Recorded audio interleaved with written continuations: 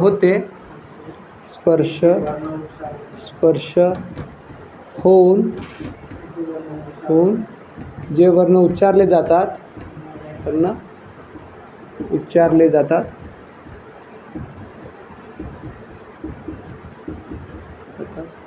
त्यांना व्यंजन असे म्हणतात.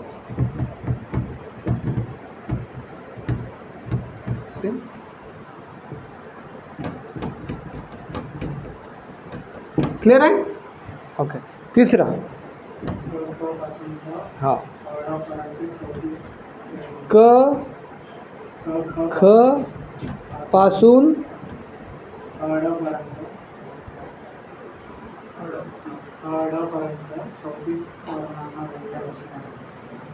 आणि दोन हा चल तसं देऊ.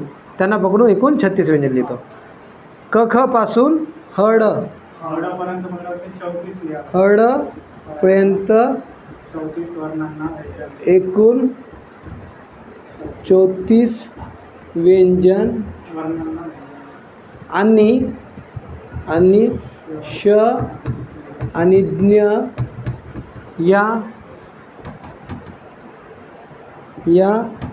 संयुक्त व्यंजन मिळून 36 व्यंजने होतात. असं ना, मिळून 36 व्यंजने होतात. डन. कारण की उत्तर 36 व्यंजनच द्यावं लागेल आपल्याला, कारण की विचारते तिथं एकूण किती व्यंजने आहे, 36. ओके. काय डाऊट आहे का? 36 की 34? डाऊट आहे का? हां चला. चौथा लिहा. व्यंजनाचा उच्चार स्वतंत्र होऊ शकत नाही.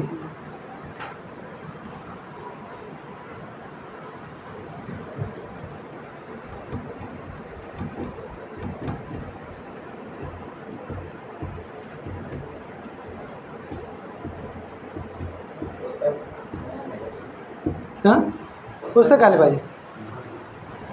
हां पुस्तक नाही पाहिजे.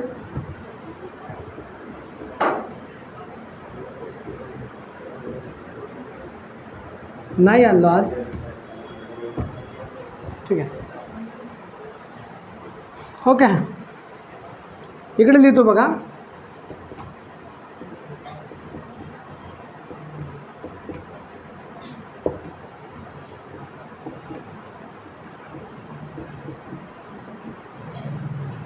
व्यंजनांना पाय म्हणून लिहिले जाते. ओके. व्यंजनांना अक्षरत्व प्राप्त होण्यासाठी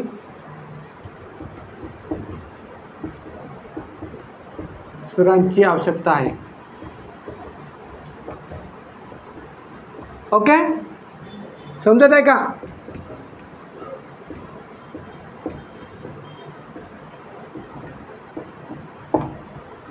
क्लिअर आहे?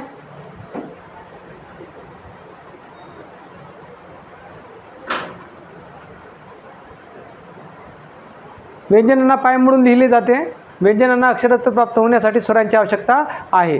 ज्या वर्णाचा उच्चार करताना हवेचा मार्ग अडवलेला असतो त्याला व्यंजन असे म्हणतात. ज्या वर्णाचा उच्चार आपल्या मुखातील जीभ इतर अवयवांना स्पर्श होऊन जे वर्ण उच्चारले जातात त्याला व्यंजन असे म्हणतात. क ख पासून ह ड पर्यंत एकूण 34 व्यंजन आणि श आणि ज्ञ या संयुक्त व्यंजन मिळून 36 व्यंजने होतात. व्यंजनाचा उच्चार स्वतंत्र होऊ शकत नाही. क्लिअर आहे? डन. आणि व्यंजनांना का म्हणतात संस्कृतमध्ये? हां इकडे लिहा.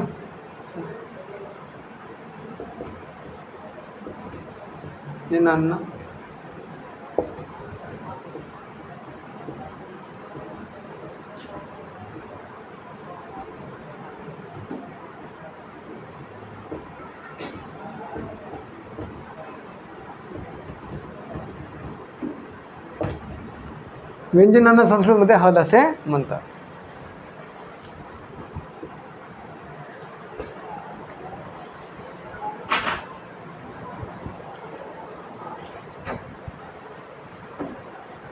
ओके, लिहिले?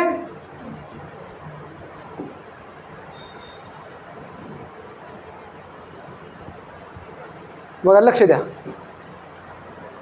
ज्या वर्णाचा उच्चार करताना हवेचा मार्ग अडवलेला असतो, ज्या वर्णाचा उच्चार करताना हवेचा मार्ग अडवलेला असतो त्याला काय म्हणतात? व्यंजन. ज्या वर्णाचा उच्चार करताना आपली जीभ आपल्या मुखातील इतर अवयवाशी स्पर्श करते, इतर अवयवाशी स्पर्श करते त्याला काय म्हणतात? व्यंजन असे म्हणतात. क ख पासून श ज्ञ काय आहे? व्यंजन आहे. एकूण किती व्यंजन आहे? 36 व्यंजने आहे. ओके. व्यंजनाचा उच्चार स्वतंत्र होऊ शकत नाही. व्यंजनांचा उच्चार स्वतंत्र होऊ शकत नाही. व्यंजनाला अक्षरत्व प्राप्त होण्यासाठी कोणाची गरज आहे? स्वरांची गरज आहे. व्यंजनांना ते स्वतंत्र नाही म्हणून ते कसे लिहितात? पाय मोडून लिहितात. कसे लिहितात? पाय मोडून लिहितात. आणि व्यंजनांना संस्कृतमध्ये काय म्हणतात? हल असे म्हणतात. ओके, याला फील करा.